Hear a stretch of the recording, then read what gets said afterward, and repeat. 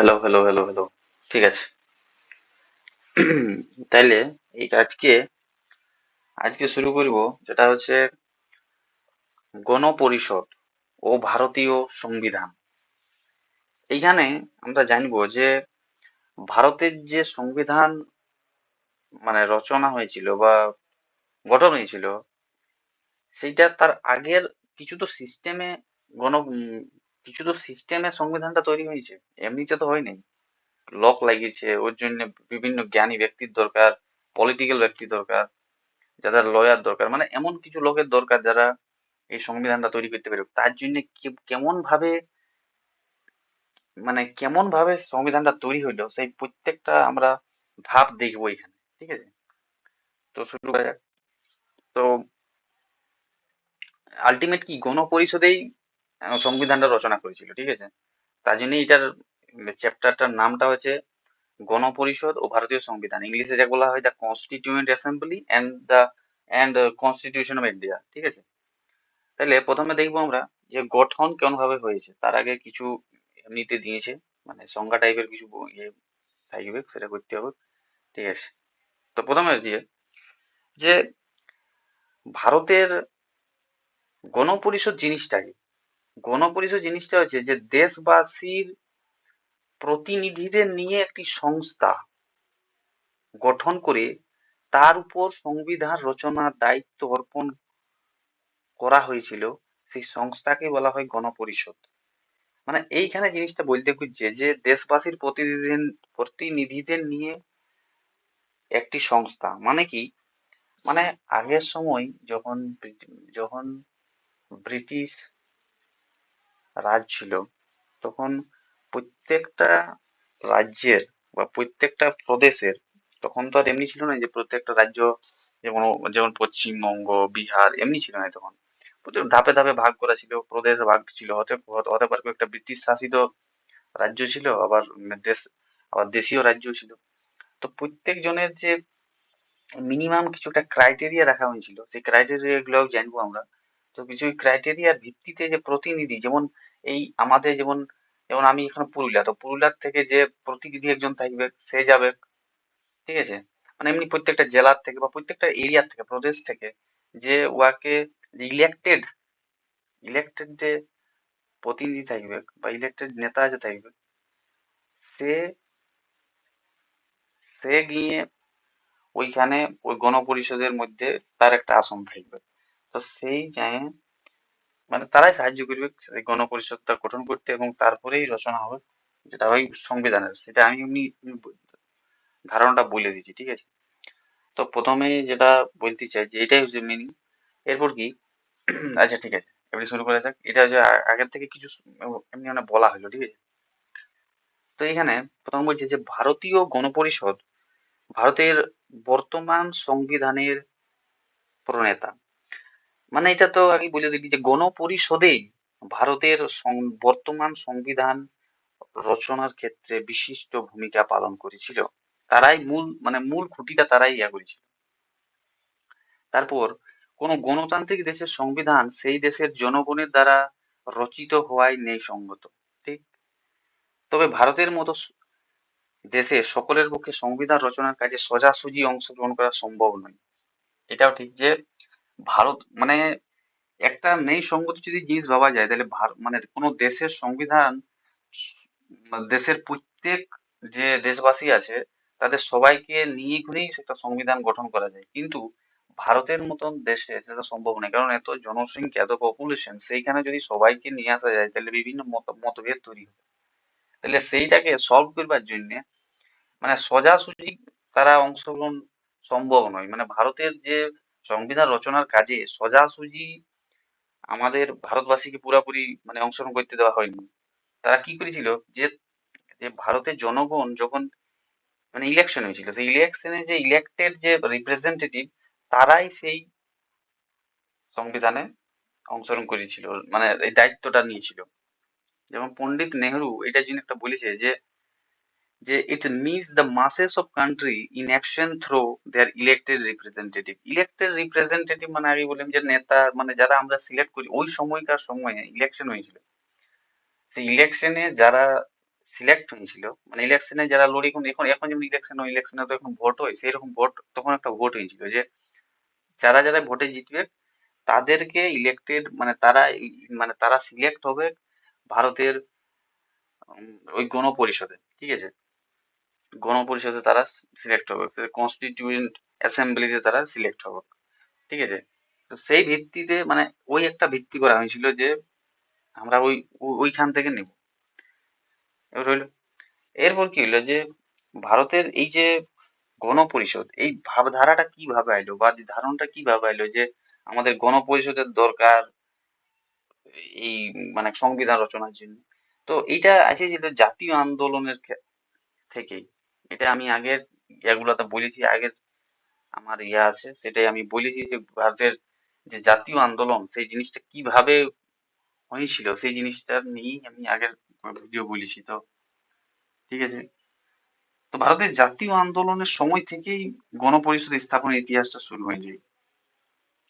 প্রথমে 1906 সালে কি হলো যে গণপরিষদের দাবি উত্থাপিত হয়, কিন্তু তখন হয়নি, মানে জাস্ট ওইখানে একটা ভাবধারা তৈরি হয়েছে 1906, ঠিক আছে, 1906, ঠিক আছে। কিন্তু 1922 গান্ধীজি গণপরিষদের দাবি ঘোষণা করেছিলেন। মানে কত দেরি লাগলো তাহলে ভাবা যায়।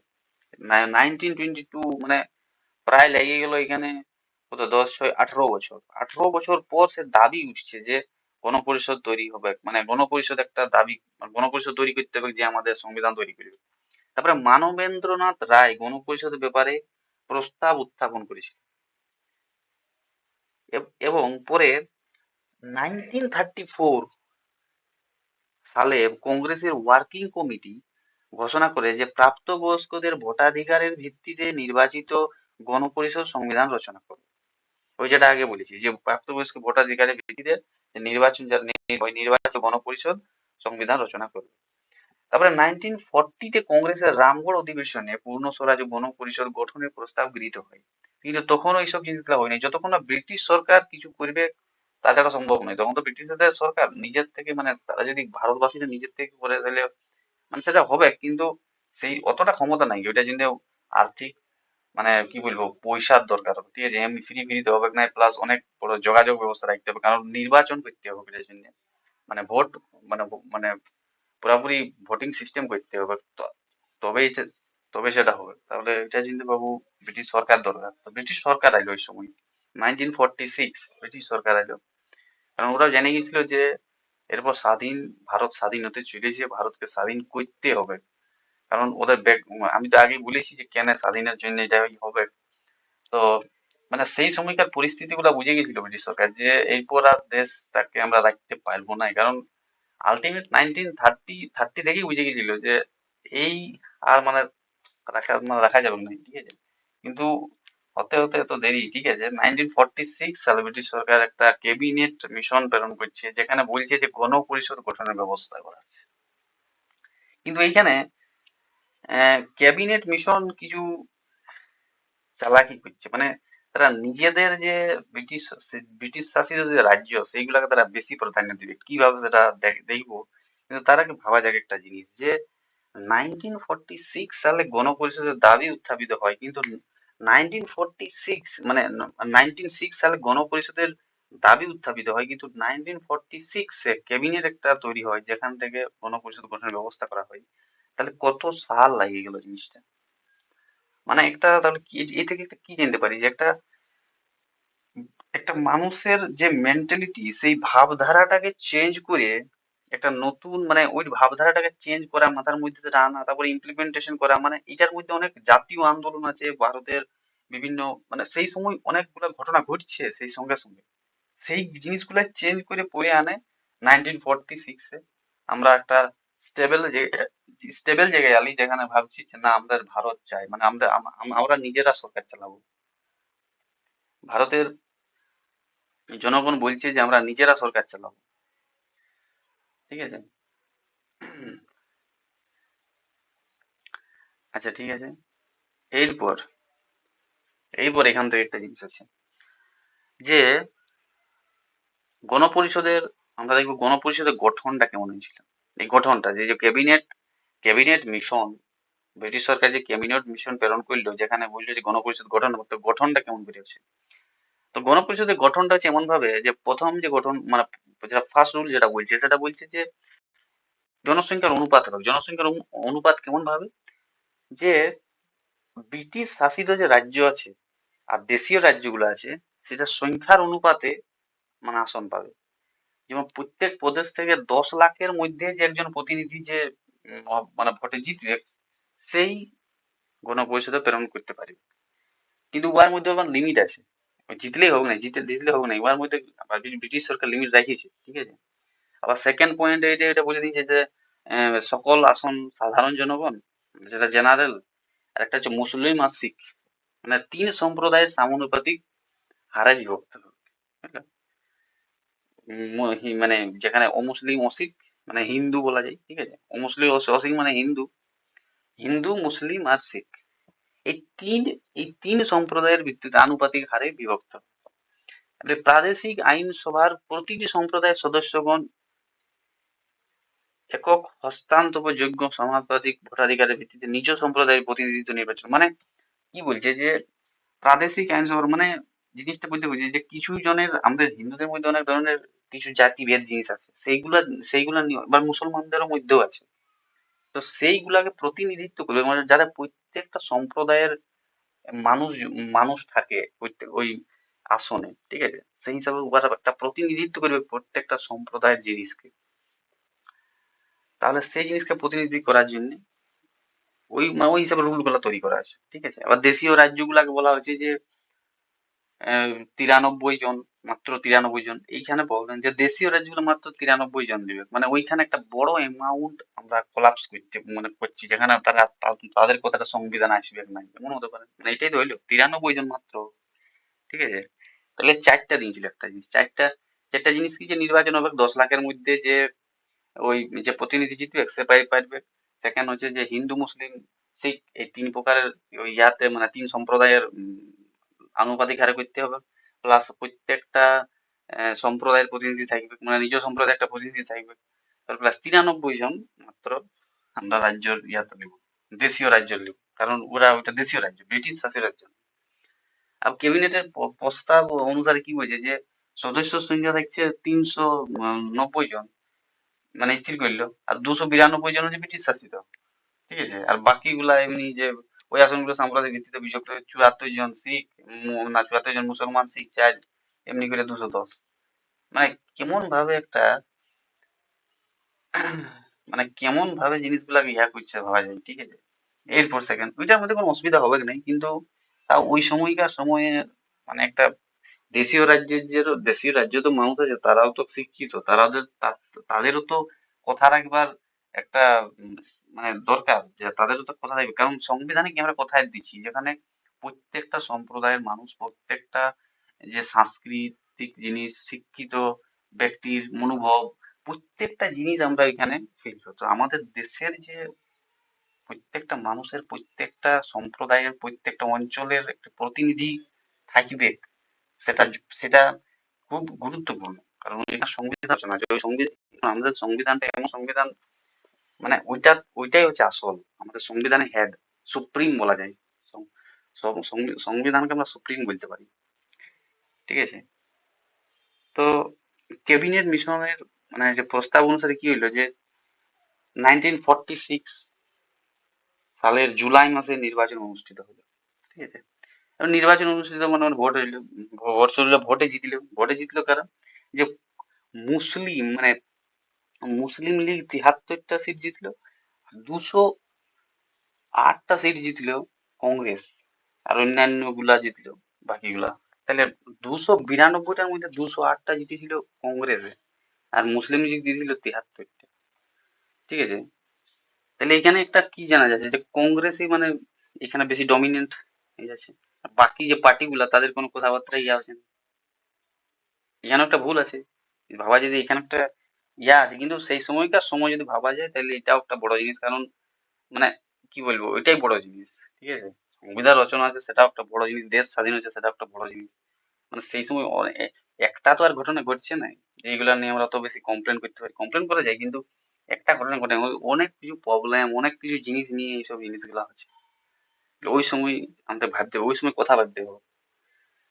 ঠিক আছে, হয়ে গেল। সমালোচকরা কি বলছে, সমালোচকরা এটাই বললো যে গণপরিষদের যে মানে ওই একটা জিনিস যে এই যে ভোট যখন হয়েছিল তখন বেশিরভাগ এমনটা নয় যে প্রাপ্তবয়স্কের ভিত্তিতে পরিচালিত হয়েছিল, মানে কিছু ঘাপলাতি ওর মধ্যে ছিল। হতে পারে যারা একটু ক্ষমতাশীল ব্যক্তি তারা নিজেদের ভোট নিয়ে কোন, বুঝতে পেরেছো? মানে তারা নিজেদেরকে তেমন ভাবে মানে কি বলবো, নিজের পাওয়ারের দ্বারা তারা সেই ভোটটা জিতেছে, এমনই হতে পারে। ঠিক আছে, যে সার্বিক প্রাপ্তবয়স্কদের ভোটাধিকারের ভিত্তিতে পরিচালিত হয়নি এমন নয়। আর কিছু ফেভারিজমও ছিল, হতে পারে যে কংগ্রেসদেরকেই দিব, সেটা একটা হতে পারে। আর সেকেন্ড জিনিসটা আছে সেটা হচ্ছে উচ্চবিত্ত মানুষের, উচ্চবিত্ত মানুষ সামন্ততন্ত্রের প্রতিনিধিরা কেউ ছিল না। বেশিরভাগ জন সামন্ততন্ত্র ছিলই নেই, বেশিরভাগ উচ্চবিত্তের মানুষ যারা একটু হাই ক্লাস তারা ইয়ে করেছিল। আর আর এই আরেকটা প্রবলেম হচ্ছে, তো বলছি না যে কংগ্রেস শুধু যদি কংগ্রেসই জিতে, কংগ্রেসই সিট পায়, তাহলে এটা কেমন হচ্ছে? তাহলে এটা একদিক থেকে ওয়ান সাইড হয়েছে না, ওয়ান সাইড পক্ষ রাখা হয়েছে। তাহলে সকল দলের প্রতিনিধি ছিল না, বাকি মানে ওরা জিতেই নেই ভোটে বাকিরা।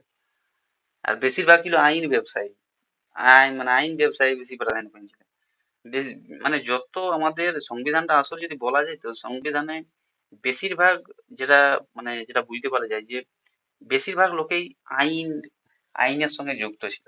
বেশিরভাগ যারা লোক আছে না, যারা সংবিধান রচনা করবে, তারা বেশিরভাগ আইনের সঙ্গে যুক্ত, মানে তারা মানে আইন ব্যবসায়ী ছিল, মানে উকিল, মানে অ্যাকচুয়ালি উকিল ছিল। আসলে সেই সময়কার সময়ে ওই যে যখন পাশ্চাত্য শিক্ষা আমাদের দেশে আসে, ব্রিটিশরা যখন আনে, তখন ওরা ভাবে যে একটা একটার মাধ্যমেই আমরা দেশটাকে কিছু করতে পারি, সেটা হচ্ছে উকিলাতি।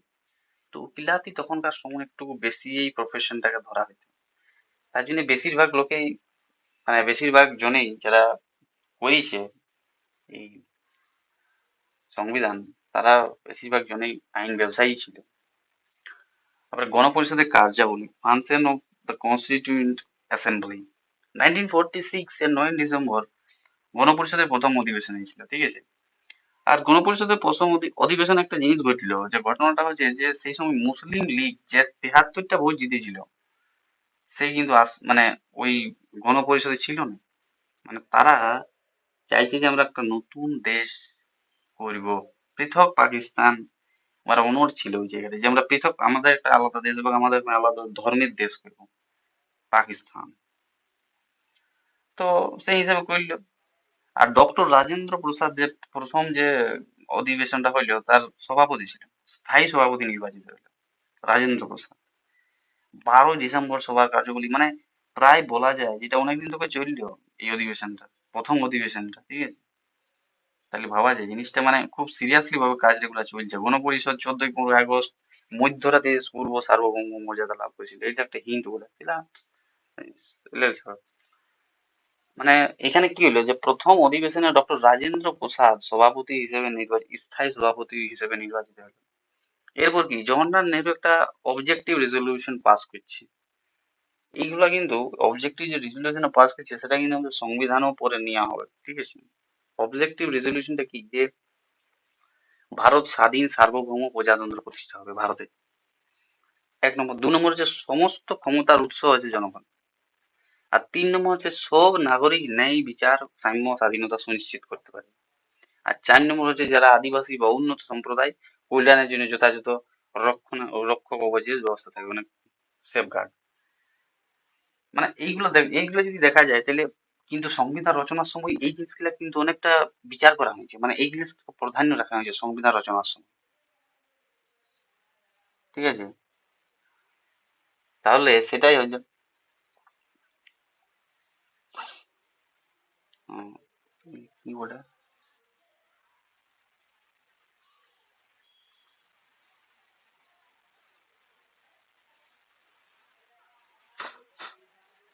ও ঠিক আছে ঠিক আছে, কেউ ফোন করেছিল। তাহলে কি হলো, তাহলে এইখানে ভারতে ওই ধরনের এই চারটা ইয়ে বাবা অবজেক্টিভ রেজলিউশন পাস করলে জওয়াহরলাল নেহরু যেখানে বলে দিল যে মানে অবজেক্টিভ রেজলিউশনটা পাস করলো না, এই মানে পাস আর কি পেশ, মানে পেশ করলো, কয়েকটা নীতি পেশ করলো, পাস করে কয়েকটা নীতি পেশ করলো। এই নীতিগুলা কিন্তু যদি দেখা যায় না, তো তাদের সংবিধানে অনেকটা গুরুত্বপূর্ণ মানে ভূমিকা পালন করছে। কারণ ওই সময় মানে ওই সময় এইগুলাকে এগুলো পয়েন্ট ধরা যাবে, এগুলাকে পয়েন্ট ধরা যেতে পারে যে এই পয়েন্ট ধরে করেই সংবিধানটা রচনা হচ্ছে ওইখানে। ঠিক আছে, এগুলাকে ধরা হয়েছে, এটা হলো এলাই মূল বা এলাই আসল, এটাকে ধরা হয়েছে। এটা কিন্তু মূলের মধ্যেই পড়ে, স্বাধীন সার্বভৌম প্রজাতন্ত্র, জনগণ, জনগণের ক্ষমতার উৎস, ন্যায় বিচার সাম্য মানে পাওয়া যায়। ঠিক আছে, এবারে 1947-এর কুড়ি কুড়ি জানুয়ারি দ্বিতীয় অধিবেশন আছে। ঠিক আছে, তারপরে 22 এপ্রিল আবার তৃতীয় অধিবেশন। এইখানে এইখানে দুটো কমিটি গঠন করা হয়েছে। সেটা একটা হচ্ছে দেশীয় শাসনতন্ত্র কমিটি, আর একটা হচ্ছে প্রাদেশিক শাসনতন্ত্র মানে একটা হচ্ছে কেন্দ্রীয়, একটা হচ্ছে প্রাদেশিক। কেন্দ্রীয়টাই কেন্দ্রের যে সম্পর্কিত যতগুলা হবে সেগুলা করবে, কেন্দ্রের ইয়াগুলা, কেন্দ্র মানে সবগুলাকে মিলায়। আর প্রাদেশিক জিনিসটা হচ্ছে যে প্রত্যেকটা রাজ্যের, এই হিসাবে একটা দুটা কমিটি গঠন করা আছে। তারপরে চতুর্থ অধিবেশন হয়েছে। চতুর্থ অধিবেশনে কি হয়েছে যে এই যে প্রথমে আগে যে কেন্দ্রীয় শাসনতন্ত্র প্রাদেশিক শাসনতন্ত্র কমিটি গঠন করা হয়েছে, সেগুলোর নীতিগুলা নিয়ে আলোচনা করা হলো। ঠিক আছে, মৌলিক অধিকার, সংখ্যালঘু কমিটি, উপজাতি সম্পর্কে পরামর্শদাতা রিপোর্ট, এগুলার মানে রিপোর্ট গুলা পেশ করা হয়েছিল। আবার চতুর্থ অধিবেশন হচ্ছে 14 আগস্ট মধ্যরাতে, দারুণ জিনিস। আর 15 আগস্ট আমাদের দেশ স্বাধীন হতে হবে। ঠিক আছে, মানে এখানে একটা বিশাল বিশাল বড় জিনিস আছে। মানে 1947 আগস্ট মিডল নাইটে কি হয়েছে যে চতুর্থ অধিবেশন বসছে গণপরিষদের, ভারত সরকারের পক্ষে গণপরিষদ ক্ষমতা গ্রহণ করেছিল, মানে ভারত সরকারের পক্ষে, তো যেখানে মানে রাজেন্দ্র প্রসাদ ইয়ে ছিল, মানে স্থায়ী সভাপতি ছিল, তারা ক্ষমতা গ্রহণ করছে ওই সময়। ঠিক আছে, মিডিল অফ দা 15 আগস্ট, এইপরে 15 আগস্ট আসবে যেখানে আমাদের দেশ স্বাধীন হবে। ঠিক আছে, আর তখন তো আমরা কিন্তু তো সংবিধান রচনা করি না, এখনো এখনো সংবিধান রচনা হয় নাই। আমাদের সংবিধান রচনা হতে প্রায় 3 বছর লাগিয়েছিল, এখনো রচনাই হচ্ছে। মানে অত সোজা জিনিস নয়, খুব খুব ভাবা হয়েছে এই জিনিসগুলো নিয়ে। ঠিক আছে, 229 জন লোক, 29 জন, কংগ্রেসেই প্রায় ছিল 192, এখন তো আবার আলাদা হয়ে গেছে। মুসলিম লীগ ছিল 29, আকালি এমনি এটা হলো। 15 আগস্ট পরিষদ সার্বভৌম ক্ষমতা সম্পন্ন পরিষদের মর্যাদা লাভ করেছিল। এরপর আসছে পঞ্চম অধিবেশন 15 থেকে 29 আগস্ট। মানে কাজ চলছে যে আমাদেরকে দেশ স্বাধীন হয়ে গেছে, এবারই আমাদের দেশ তো স্বাধীন হয়ে গেছে, কিন্তু আমাদের কাজটা শুরু। ঠিক আছে, আমাদের ওই যে 9 ডিসেম্বর 1946, ওই থেকে যে কাজ শুরু হয়েছে, কাজ চলছে, যে আমাদের দেশের একটা এমন সংবিধান দরকার যেটা, মানে আমাদের দেশ তো আর এমনি ছোট মতো দেশ নয়, এটার অনেক ধরনের আমাদের দেশ এমন দেশ বলে যে প্রত্যেকটা জায়গায় আলাদা আলাদা, মানে জাস্ট 100 কিলোমিটারে মানুষগুলা চেঞ্জ হয়ে যায়, মানে জাস্ট কালচারটাই চেঞ্জ হয়ে যায়, এমন আমাদের দেশ এমন। ঠিক আছে, তো সেই দেশে যদি সংবিধান তৈরি করতে হয় তাহলে তো সোজা জিনিস তো, অনেক বড় সংবিধান হবে। আমি এখনো ভাবি যে আমাদের দেশে অনেক অনেক কিছু এমন কালচার আছে, অনেক পরে সংবিধান ওই জিনিসগুলা করা নাই, বা অনেক মানে অনেক কিছু জিনিস আছে যেগুলো আমরা জানি না। ঠিক আছে, তো সেই হিসাবে এবারে হয়ে গেল। এবারে গণপরিষদের পঞ্চম অধিবেশন প্রায় 15 থেকে 29 আগস্টের মাঝে মাউন্ট বেন্টেন স্বাধীন ভারতের প্রথম গভর্নর জেনারেল জেনারেল নিযুক্ত করা হয়। আর এই যে প্রথম গভর্নর জেনারেল মাউন্ট বেন্টেন কে গভর্নর জেনারেল হিসেবে নিযুক্ত করা হয়েছে। আর ওই অধিবেশনে একটা জিনিস হচ্ছে খসড়া কমিটি গঠিত হয়েছে। খসড়া কমিটির ড্রাফটিং কমিটি, মানে ড্রাফটিং কমিটির অর্থটাই ওটাই যে ও ড্রাফট করবে, এবং ওই ড্রাফট থেকেই তৈরি হবে আমাদের সংবিধান। আর এইখানে যে মূল ভূমিকা পালন করছে সে ব্যক্তিটা হচ্ছে ডক্টর B.R. আম্বেদকর। এরপরেই আমাদের শুরু, মানে খসড়া, ওই যে খসড়ার পর আর খসড়ার পরে সংবিধান। দেখা যাক, আমি পরে এই পয়েন্ট গুলা পড়ছি না, এগুলা এমনি করে জাস্ট দেখলে তো যাই যে কেমন ভাবে কি হয়েছিল। আমি এটা তারপরেও আছে কিন্তু, ঠিক আছে, তাই জন্য এটা পড়ছি না। এই খসড়া কমিটির সংবিধান রচনার ভার অর্পণ করা হয়। খসড়া কমিটির সভাপতি হিসেবে ডক্টর বি আর আম্বেদকর মনোনীত হন। আর 1948 21 ফেব্রুয়ারি খসড়া কমিটি গণপরিষদের কাছে খসড়া সংবিধান পেশ করে। আর সেই সংবিধানটা পেশ করে খসড়া যে ড্রাফটিং যে কনস্টিটিউশন যেটা পেশ করে সেখানে প্রায় 7,000-এরও বেশি সংশোধনী প্রস্তাব এসেছিল। That's huge. 7,000-এর থেকেও বেশি। আর তার মধ্যে শুধু 2,447টি সংশোধনী প্রস্তাব নিয়ে আলোচনা চলে। মানে কতটা বাছাই করা হয়েছে কেউ ভাবতে পারবে জিনিসটা। অবশেষে 1949 সালের 26 নভেম্বর গণপরিষদে ভারতের সংবিধান গৃহীত হয়, কিন্তু এখনো লাগু করা হয়নি। সর্বশেষ অধিবেশন হয় 24 জানুয়ারি। ডক্টর রাজেন্দ্র প্রসাদ রাষ্ট্রপতি রূপে নির্বাচিত হয়। আর 3 বছর লেগে গেল এই সংবিধান তৈরি করতে। 1950 সালের 26 জানুয়ারি, যেখানে প্রজাতন্ত্র দিবস আমরা পালন করি, আমাদের দেশে ভারতের সংবিধান কার্যকরী হয়ে গেল।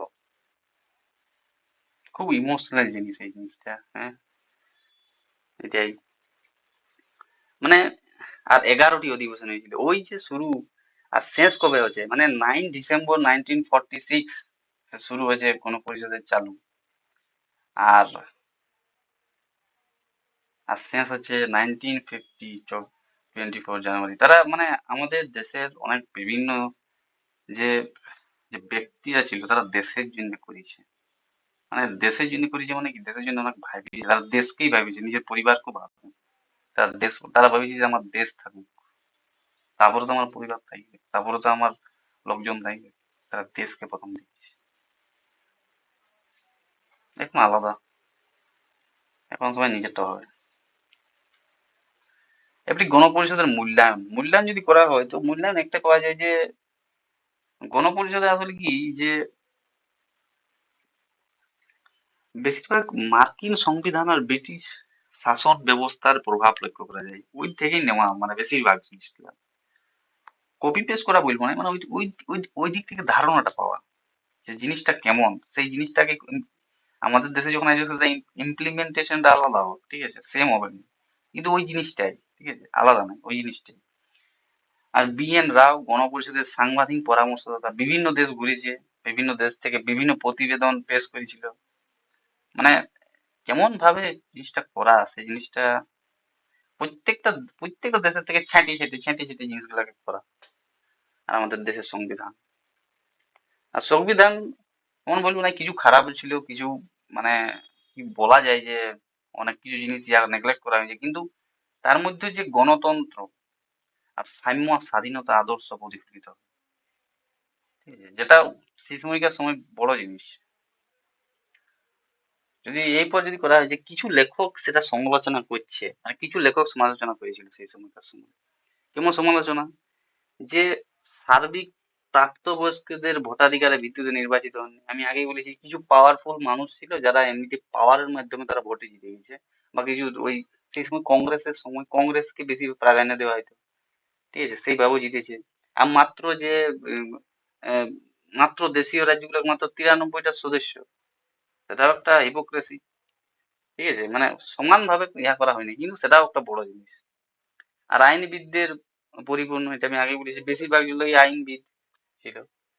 মানে এমনি যারা আর্টিস্ট ফার্টিস্ট তাদেরকে বেশি ইয়া করা হয়নি, আর্টিস্টদের কোনো নাই। আইনবিদ, শুধু আইনবিদ, বেশিরভাগ আইনবিদই ছিল। আর সীমাবদ্ধতা ওইটাই যে মানে পাশের মানে কি বলবো যে সীমাবদ্ধতা ওইটাই, ওইটাই ছিল বেশি সীমাবদ্ধতা ছিল না, কিন্তু ওই যে ওইটা একটা মানে একটা কি বলবো যে দেশীয় রাজ্যগুলাকে কম সদস্য নেওয়া, মানে কি অনেকগুলা মানুষের ভয়েস সেখানে রেজ হচ্ছে না, এগুলো বন্ধ হয়ে গেছে এখানে। যদি ভাবা যায় তো সেই হিসাবে একটু ভাবা যায় তো সেটা অনেকখানি ইয়া হয়ে যাচ্ছে। আর এমন হয় যে গণপরিষদে মাত্র 4 জন কংগ্রেস নেতার বেশি প্রাধান্য ছিল, নেহেরু, প্যাটেল, রাজেন্দ্র প্রসাদ, আবুল কালাম আজাদ। আর বাকিদেরও ছিল, কিন্তু সব থেকে যেটা প্রাধান্য ছিল মেইন নেহেরু, প্যাটেল আর রাজেন্দ্র প্রসাদ, আবুল আবুল কালাম আজাদ। কারণ তারা কি, তারা পাশ্চাত্য ভাবধারায় পুষ্ট ছিল, তাদের চিন্তা আদর্শে তাদের ওইটা প্রতিফলন হতো, তেমনই জিনিস। আর ওইটা ওই যে, আমি তো ওইটা আগেও বললি যে আইনি ব্যবসায়ীদের স্বর্গরাজ্য, ঠিক আছে। আর এটা রাজনৈতিক দল, রাজনৈতিক দলিল কেমন কেন বলা হয়েছে, কারণ ভারতের সংবিধানে জনগণের যে সামাজিক অর্থনৈতিক আশা আকাঙ্ক্ষা সেটা প্রতিফলিত হয়নি। আর গণভোট তো নেওয়া হয়নি, প্রায় শিক্ষিত মধ্যবিত্ত শ্রেণীর ইচ্ছায় প্রতিফলিত হয়েছে। আমাদের সংবিধানটা অনেকভাবে তখন তার সময় রচনা হয়েছিল, এখন তো সংশোধনী অনেক জিনিস হয়েছে, এখনটা অনেকটা চেঞ্জ হয়েছে, এখন এটা বলা যাবে না। কিন্তু তখন অমনি ছিল, সেটা মানা যায়। কিন্তু যতই সীমাবদ্ধতা যতই থাকুক, কিন্তু বলা যায় যে একটা শাসন মানে যে গণতান্ত্রিক শাসন ব্যবস্থা প্রতিষ্ঠা করেছিল, সেটা খুব ইম্পর্টেন্ট জিনিস। একটা গণতান্ত্রিক শাসন ব্যবস্থা প্রতিষ্ঠা করা, সেটা কিন্তু অত ইজি জিনিস নয়। আর এখানে একটা একটা পয়েন্ট আছে, যে পয়েন্টটা কেমন, যে সাংবিধানিকতা মানে কনস্টিটিউশনালিজম বলতে সীমিত ক্ষমতা সম্পন্ন সরকার বোঝায়। মানে তারা কি করে,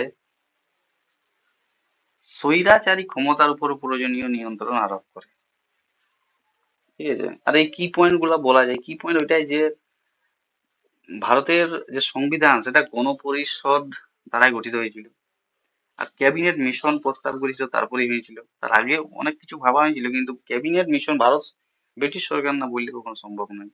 292টা সিট নির্বাচিত হয়েছিল, বিপুল সংখ্যাগরিষ্ঠ ছিল কংগ্রেস।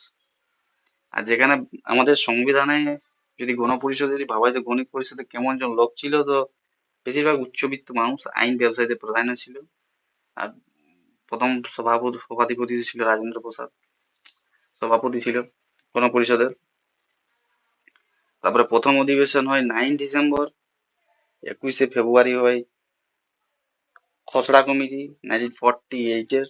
আর 1949 26 নভেম্বর ভারতের সংবিধান গৃহীত হয়। আর 1950 26 জানুয়ারি স্বাধীন ভারতের সংবিধান কার্যকর হয়।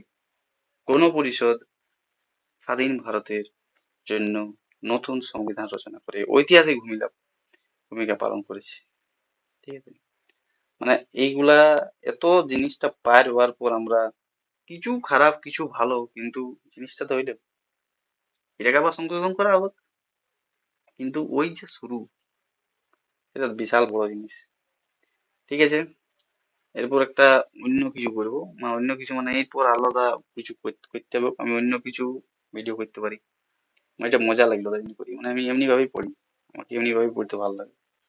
আমি জিনিসটা ফিলিং নিয়ে করতে চাই, আমি অতটা বুঝাতে চাই নি, কেমন ভাবে বুঝাতে, যারা দেখবে তারা বুঝতে পারবে যে কি পড়ে, কিন্তু জাস্ট জাস্ট আমি ওটা তো এমনি করে পড়তে পারি, যে দেখে দেখে পড়তে এমনি করে পড়তে পারি, কিন্তু জিনিসটা কি, কিছু মূল মূল পয়েন্ট কিছু আমি মানে মাথার মধ্যে সেই জিনিসটা করতেছি, ইমাজিন ভাবে পড়তেছি।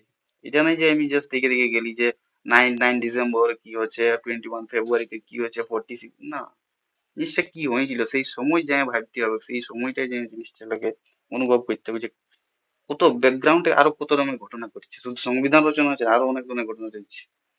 দেশ বিভাজন হচ্ছে, দেশের বিভাজনের মধ্যে কত ধরনের অর্থনৈতিক সমস্যা, দেশ মানুষ মারা যাচ্ছে, মুসলমান হিন্দু, যারা হিন্দু ছিল তারা আমাদের দেশে আসে, যারা মুসলমান তারা নিজের দেশ ছেড়ে যাচ্ছে, কত ধরনের ইমোশনাল ড্রামা হচ্ছে, সেই কত ধরনের সিনারিও গঠন হচ্ছে, ঠিক আছে। এইগুলো ভাবতে হবে, এগুলো এগুলো ভাবা দরকার, ঠিক আছে। তো এটা যদি এটা বলা যায়, এটা বইটা মুখস্থ করা যায়, মুখস্থ আর কি বলি, ওই যদি ইম্পর্টেন্ট পয়েন্ট পরীক্ষার জন্য কাজে লাগবে। 21 ফেব্রুয়ারি 1948-এ হয়েছিল, তো খসড়া যে পেশ করা হয়েছিল। 21 ফেব্রুয়ারি 1948, আর 26-এ হইলো গণপরিষদ, আর 50-তে ইয়েটা হয়ে গেল, ঠিক আছে। Signing off.